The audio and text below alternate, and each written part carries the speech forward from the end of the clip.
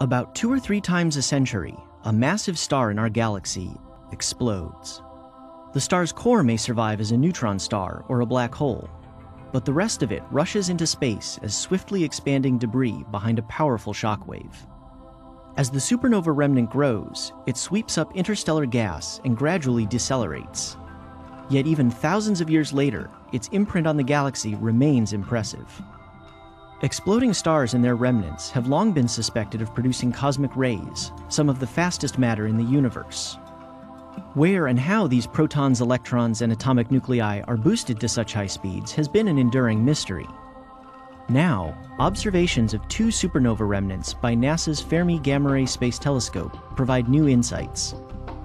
Because cosmic rays carry electric charge, their direction changes as they travel through magnetic fields. By the time the particles reach us, their paths are completely scrambled. We can't trace them back to their sources. So scientists must locate their origins by indirect means, which is where Fermi comes in.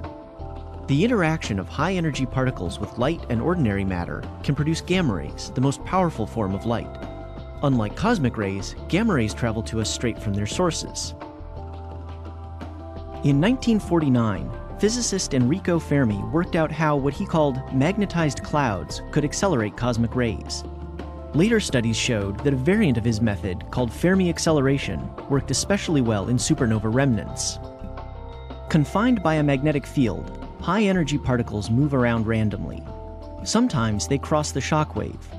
With each round trip, they gain about 1% of their original energy. After dozens to hundreds of crossings, the particle is moving near the speed of light and is finally able to escape. If the supernova remnant resides near a dense molecular cloud, some of those escaping cosmic rays may strike the gas and produce gamma rays. But electrons and protons make gamma rays in different ways. Cosmic ray electrons do so when they're deflected by passing near the nucleus of an atom. Accelerated protons may collide with an ordinary proton and produce a short-lived particle called a neutral pion. These pions quickly decay into a pair of gamma rays. At their brightest, both types of emission look very similar. Only with sensitive measurements at lower gamma ray energies can scientists determine which process is responsible. Now, Fermi observations have done just that. They conclusively show these supernova remnants are accelerating protons. When they strike protons in nearby molecular clouds, they produce pions, and ultimately, the gamma ray emission Fermi sees. NASA's Fermi has detected gamma rays from many more supernova remnants, but the jury is still out on whether accelerated protons are always responsible and what their maximum energies may be. Nevertheless, the Fermi team has taken a major step, a century after the discovery of cosmic rays, in establishing just where they arise. Something that would satisfy, but certainly not surprise, the original Fermi.